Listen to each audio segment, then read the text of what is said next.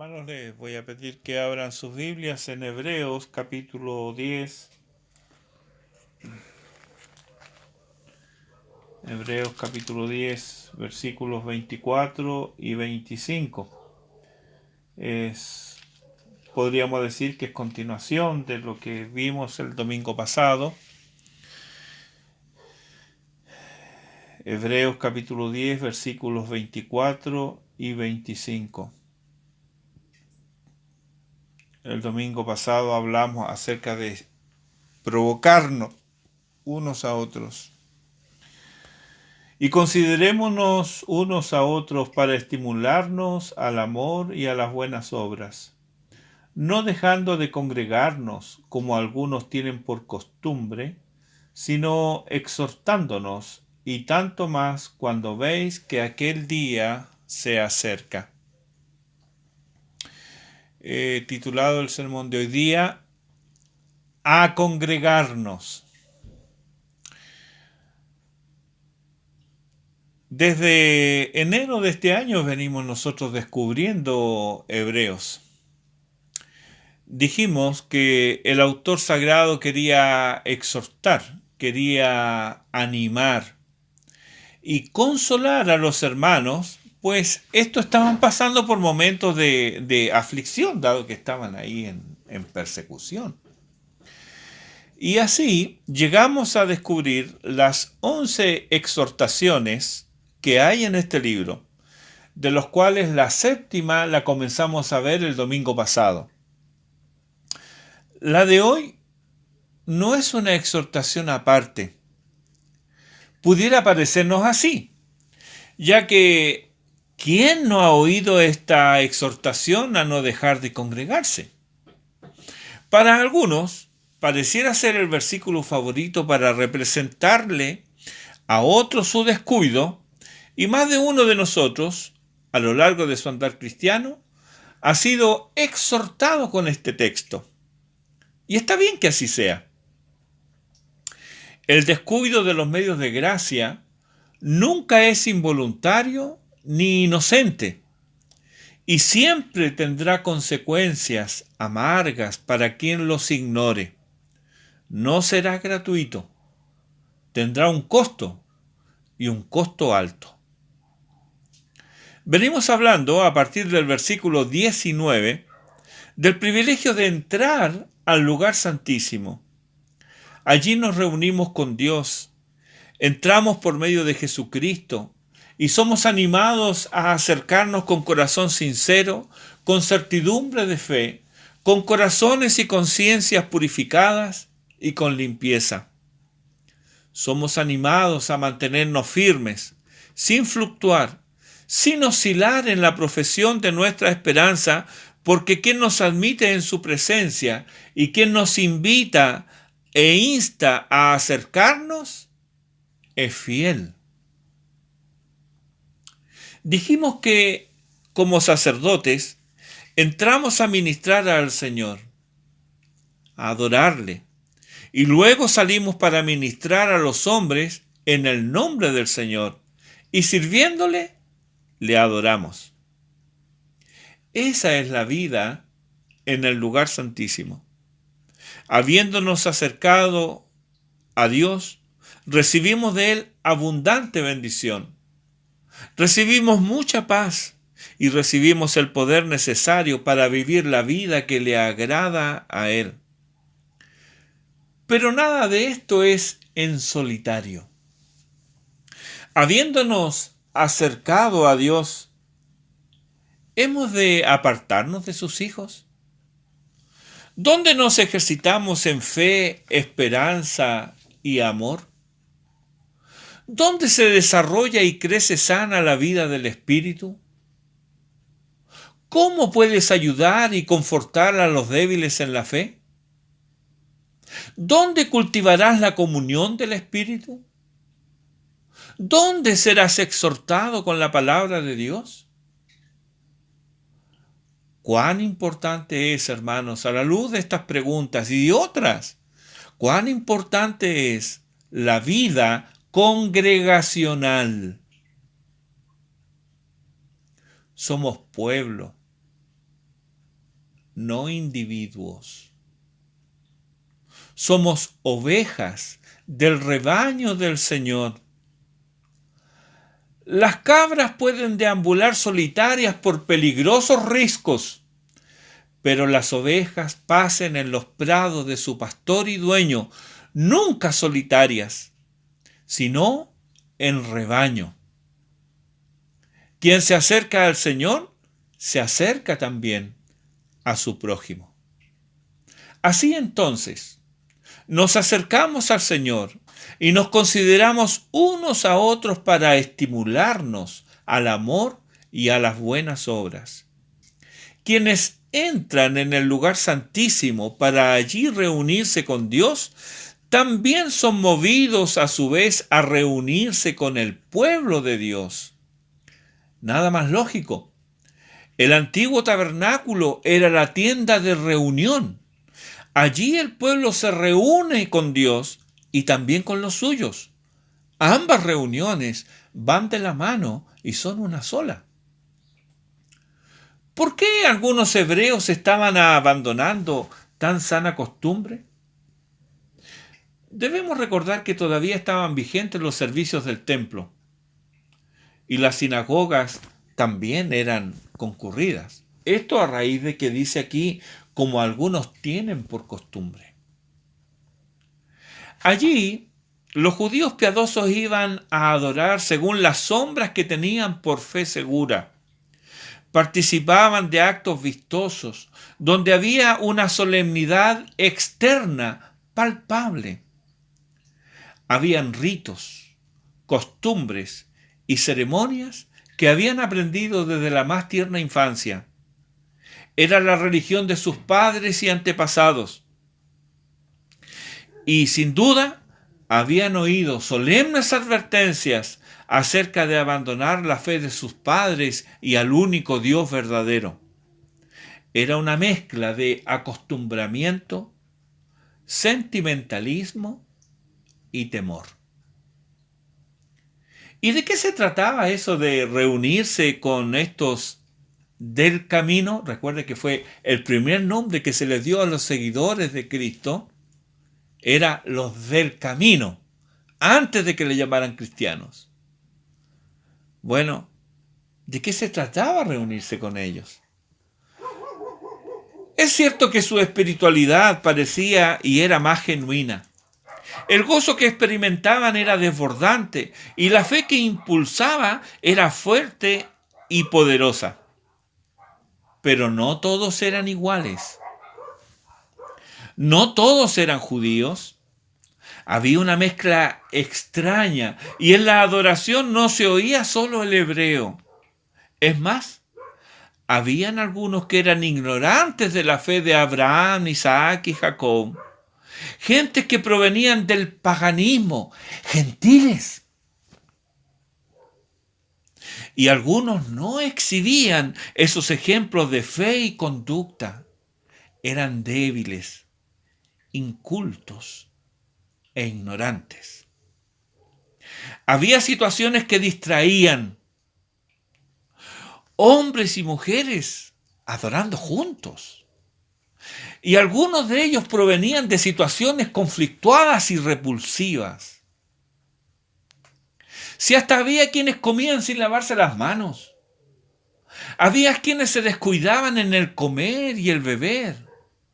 Había quienes vivían sin un contrato de matrimonio y hasta tenían la osadía de saludarse y despedirse con un beso. No eran congregaciones perfectas. Y las historias pasadas de algunos, líderes incluidos, no eran aptas para oídos tiernos. Así que, pasada la efusión emotiva que da la novedad, muchos pensaban en abandonar esas congregaciones. ¿Es esto algo nuevo y propio del siglo I? No. Ocurre hoy también. El hombre es un ser religioso y muchos no abandonan la religión de sus padres, aunque nunca fue la de ellos. Los hay que sabiendo que donde están solo se adora a Dios de labios para afuera, sin embargo, porfían por quedarse ahí por una mal entendida fidelidad. Si es tu caso, debes saber que eres fiel, pero fiel a un grupo o denominación, no fiel a Dios. Pues quien es fiel a Dios busca a Dios en su palabra y donde se le honra obedeciéndola. ¿Y qué diremos de quienes argumentan es que Dios me llamó aquí, aunque saben que están en el lugar incorrecto? Conozco a uno que Dios obró en él cuando estaba lavando platos, y a otro que, estando en su cama y de noche, fue conducido al arrepentimiento. Ni uno ni otro transformó ese lugar, el lavaplatos o la cama, en un santuario. Más bien fueron movidos a buscar un lugar donde se adore a Dios en espíritu y en verdad. Gracias a Dios, hermanos, ese no fue el argumento de los reformadores. Si así hubiera sido, todavía las sombras del ritualismo sacramental nos tendrían en la más completa oscuridad. Éxodo capítulo 20, versículo 24, está en el contexto del Decálogo. Dios sabía que ellos serían incapaces de guardar la ley y por ello les da un camino para acercarse a Él. Allí afirma: en todo lugar donde yo hiciere que esté la memoria de mi nombre, vendré a ti y te bendeciré. Nota él: yo hiciere que esté la memoria de mi nombre. No son los hombres los que deciden dónde Dios está y se manifiesta, pues Él está y se manifiesta donde está su persona, donde su palabra es oída, reverenciada y obedecida. Es allí donde, sin importar el número de hombres que hayan, Dios ha dado su palabra, está su presencia y Él bendice. Ese es el sentido de Mateo 18:20. Donde Jesús dice: porque donde están 2 o 3 congregados en mi nombre, allí estoy yo en medio de ellos. Es donde está su persona, y su persona está donde está su palabra. No puedes separar a Dios y su persona. No amas a Dios si descuidas su palabra. No reverencias a Dios si no tienes reverencia por su palabra. No santificas a Dios si no santificas su palabra. Dios es santo, su palabra es santa. Dios es eterno, su palabra es eterna.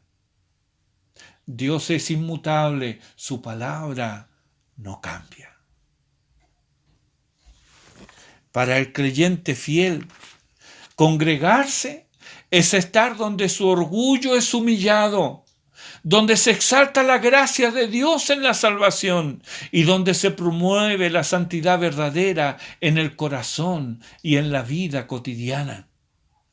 Para él, para el creyente fiel, reunirse en el día del Señor con otros creyentes es algo natural. En todo lo que se considere culto público, Él está, porque ha comprendido que es un deber de la vida cristiana. Para los puritanos, hermanos, ausentarse de los cultos públicos era un asunto grave.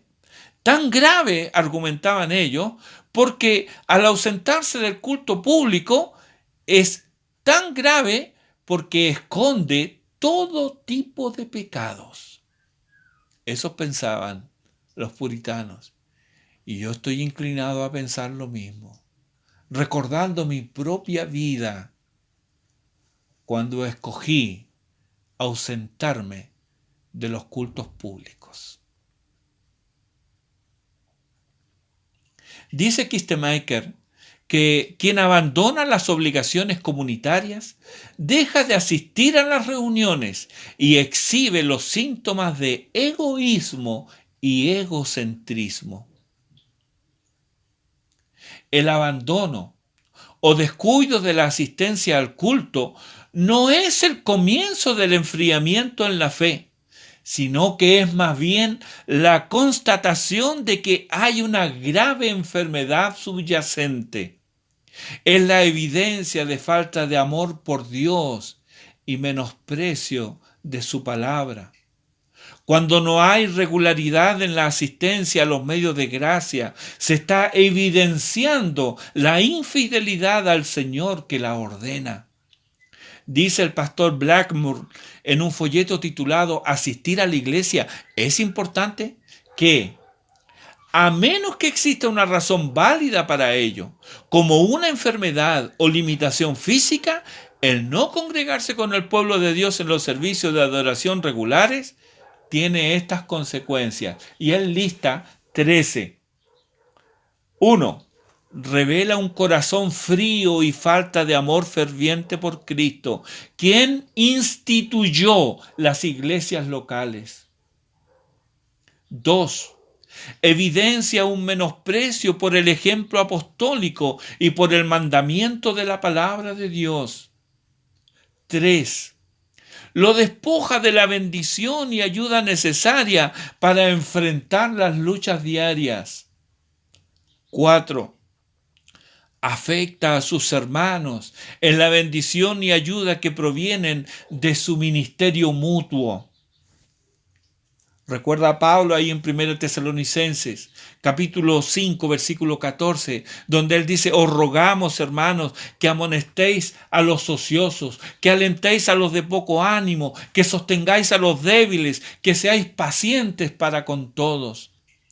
¿Cómo vamos a llevar a cabo estas cosas si nos ausentamos? 5.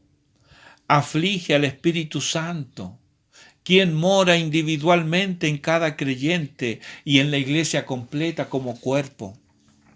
6. Aflige a los ancianos y pastores que les supervisan y ministran la palabra de Dios. 7. Influye negativamente en otros, validando la infidelidad, la pereza, la insensibilidad y el egoísmo en la congregación. Un creyente nuevo, al ver este actuar en un creyente ya de más tiempo, podría pensar: bueno, si fulano lo hace, no debe ser tan malo. O, bueno, si él no lo hace, ¿por qué tendría que hacerlo yo? 8. Produce desánimo en la hermandad del cuerpo de Cristo, del cual ha sido hecho parte. 9. Refleja un testimonio débil a los no creyentes o un mal testimonio a quienes observan nuestras inconsistencias. Hermano, ¿qué piensas de aquellos que hablan y dicen: ay, si yo amo tanto al Señor, pero no está ni ahí con congregarse? ¿Verdad que yo los miro con cierta lástima realmente? ¿Puede ser tanto el engaño? ¿Cómo dicen amar tanto al Señor si no aman a los hermanos?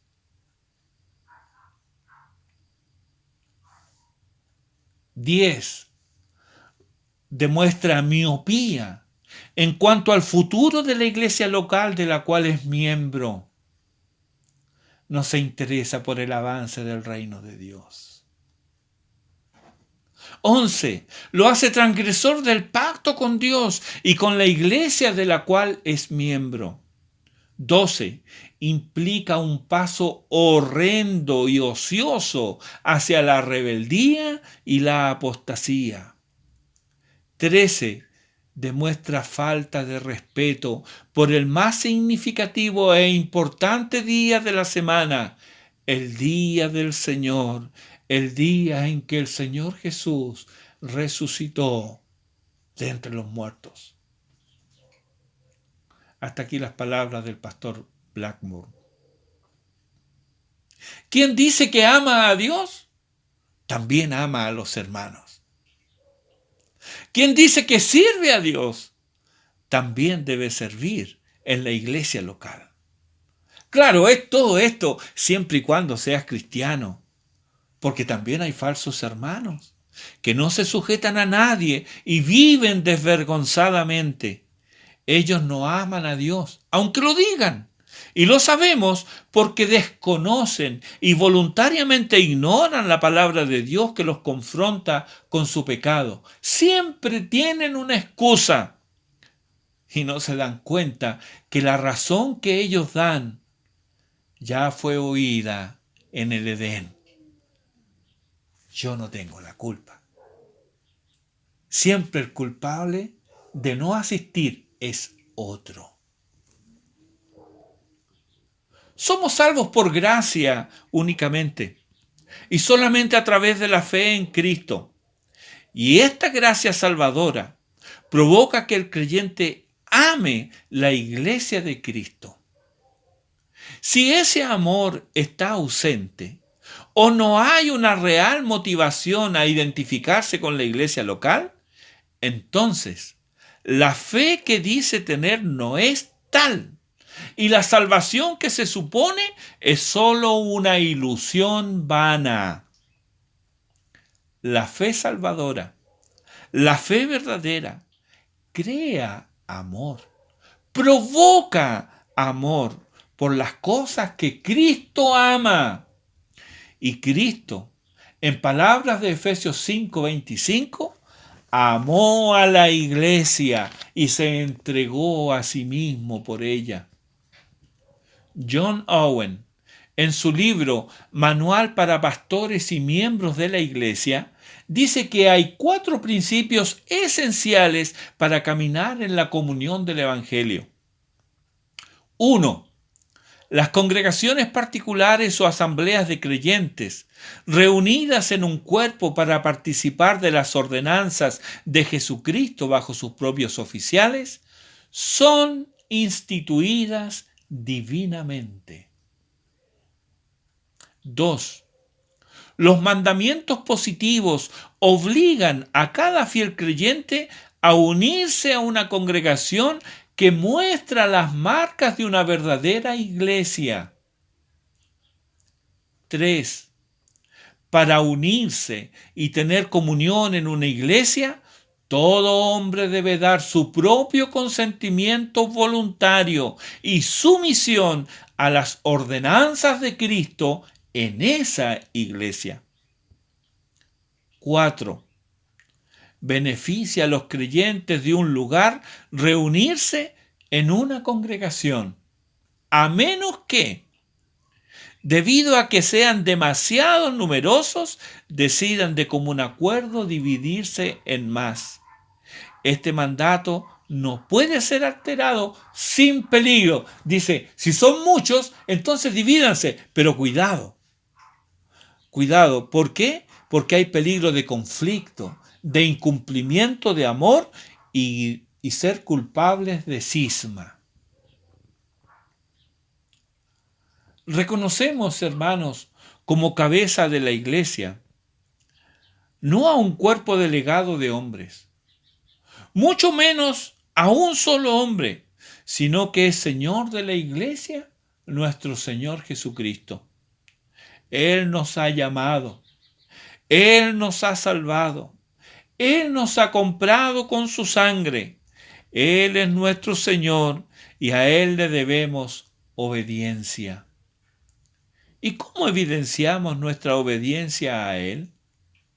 Sujetándonos a la iglesia local que Él ha instituido, iglesia en la cual se honra su palabra porque se la obedece, iglesia donde su palabra es expuesta, explicada y aplicada, iglesia donde el mandato los unos a los otros incluye no solo el compartir con generosidad, sino también el animar, el confesar, el rendir cuentas para que nadie sea estorbado por el engaño del pecado.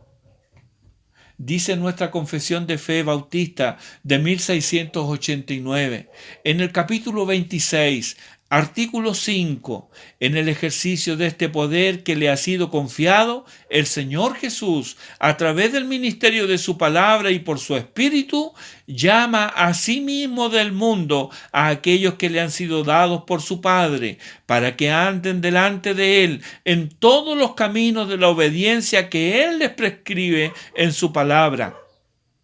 A los así llamados les ordena andar juntos en congregaciones concretas o iglesias para su edificación mutua y la debida observancia del culto público que Él requiere de ellos en el mundo. El artículo 6 del mismo capítulo dice: los miembros de estas iglesias son santos por su llamamiento y en una forma visible manifiestan y evidencian por su profesión de fe y su conducta, su llamamiento, su obediencia al llamamiento de Cristo, y voluntariamente acuerdan andar juntos conforme al designio de Cristo, dándose a sí mismos al Señor y mutuamente por la voluntad de Dios, profesando sujeción a los preceptos del Evangelio. Hasta aquí los artículos de la confesión. La exhortación entonces a no dejar de congregarse no debe ser algo que solo hoy se escuche. Necesitamos oírla cada día, porque hay la tendencia cada día a que el celo por las cosas de Dios disminuya y que el interés por lo que aprovecha nuestras almas mengüe de día en día. Necesitamos entonces animarnos y exhortarnos los unos a los otros. Esta es una tarea comunitaria y juntos tenemos esta responsabilidad, puesto que somos el cuerpo de Cristo. No debemos dejar de lado esta responsabilidad, no solo porque abandonándola o descuidándola dejaremos de estimularnos, de provocarnos al amor y a las buenas obras, sino porque debemos tener presente el futuro. Se acerca el día en que Cristo volverá. Y cuanto más cerca está ese día, más activos y animados debemos estar en cuanto a mostrar amor y en hacer buenas obras que honren el Evangelio y exalten a Jesucristo. Debemos exhortarnos, dice el autor sagrado en el versículo 25, y tanto más cuando veis que aquel día se acerca. A algunos ese día hoy le es indiferente. Y hasta hay los que se burlan. Viven como si ese día no llegara jamás. Hay otros que temen ese día, no quieren que llegue. Y los hay que lo anhelan. ¿En qué grupo estás? Los burladores dicen: ¿dónde está la promesa de su advenimiento? Porque todas las cosas están igual desde el principio de la creación. Tanto tiempo escuchando, el Señor viene, y estamos en el 2021.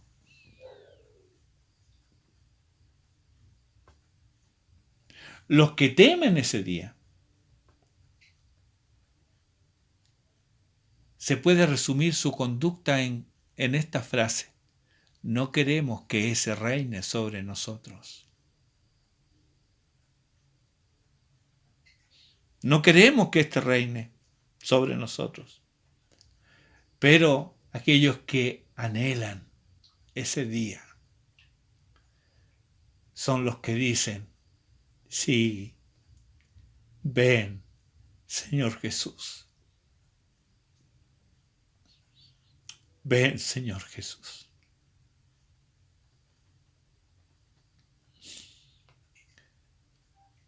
Ven, Jesús del cielo, cantaba. con poder y virtud, para que mi alma sea como tú. Anhelamos el momento de la glorificación. Anhelamos el momento cuando Cristo venga y ponga fin a este estado de cosas.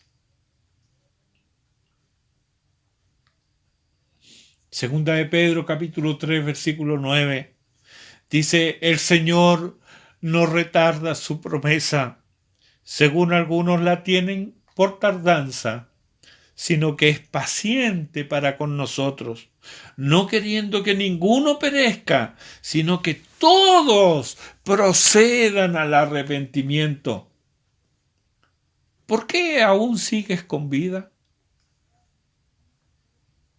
Porque Dios así lo quiere.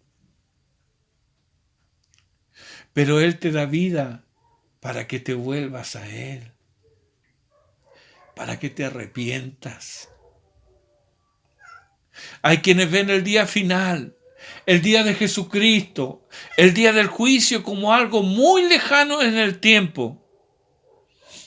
Y pudiera ser así en términos relativos. Pero cuidado, en términos absolutos, la muerte le pone punto final a tu existencia en la tierra. Y pasas a esperar, sí, esperar, solo esperar el juicio. Hebreos 9:27. Está establecido para los hombres que mueran una sola vez. Y después de esto, el juicio. Daniel 12:2. Y muchos de los que duermen en el polvo de la tierra serán despertados, unos para vida eterna y otros para vergüenza y confusión perpetua. Hace 10 años atrás aproximadamente, terminaba mi jornada laboral y después de bañarme yo estaba en los vestidores y llegó otro operario de esa fábrica. Mientras él se cambiaba de ropa, dijo en voz alta: un día más. Yo lo miré y le dije: no, maestro, es un día menos.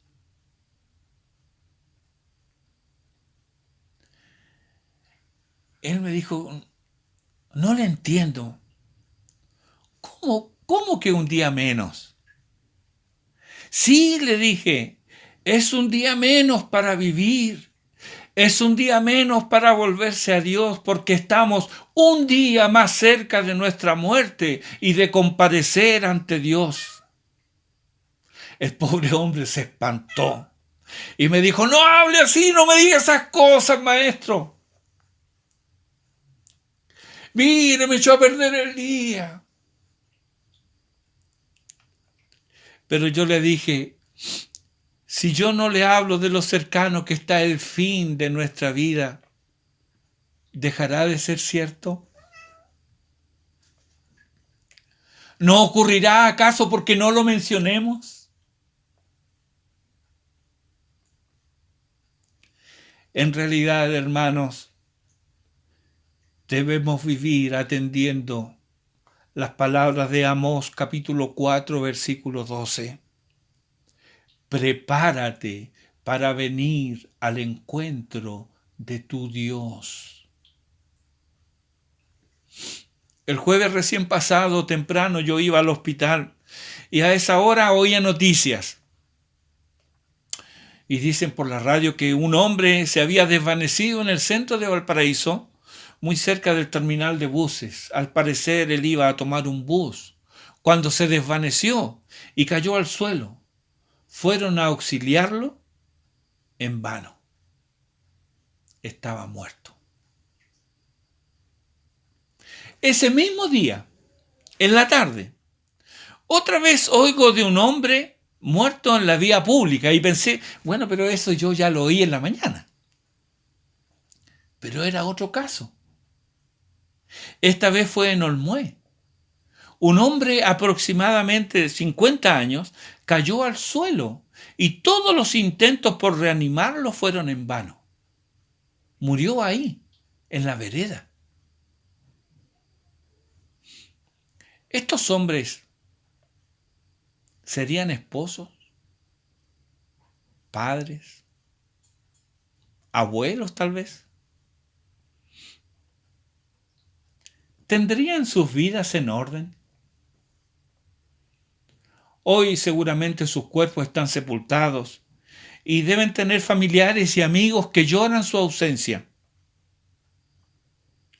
¿Cuántas cosas que debían hacer no hicieron?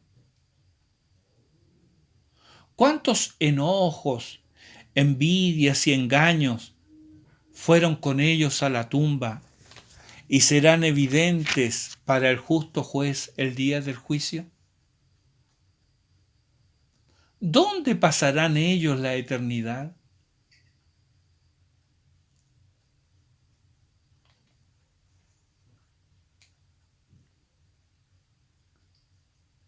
Una pregunta más personal ahora.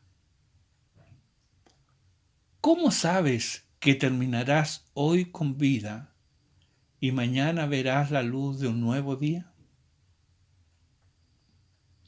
No lo sabes.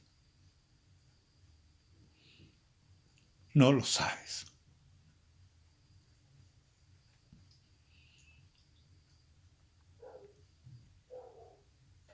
Pero sí sabes que hoy estás en tinieblas.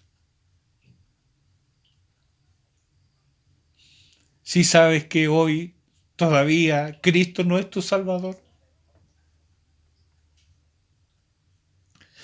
La incertidumbre de la vida. Esa es la razón por la cual los hombres siempre se interesan por saber el futuro. Y siempre son timados respecto de lo mismo, pues nadie lo sabe. Hoy puedes salir para no regresar jamás a tu hogar. Y aquel que apenas respira con ayuda de un respirador mecánico, mañana puede estar sonriendo en su hogar. Nuestros tiempos, tu tiempo, mi tiempo, están en las manos de Dios. Y vamos en camino a comparecer ante Él.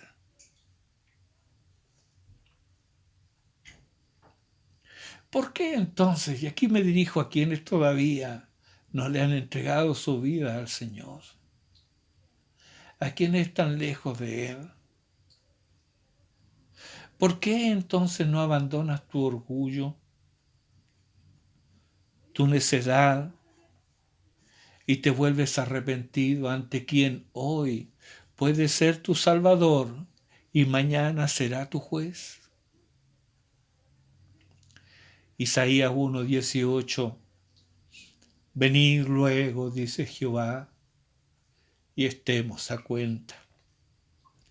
Si vuestros pecados fueren como la grana, como la nieve serán emblanquecidos. Si fueren rojos como el carmesí,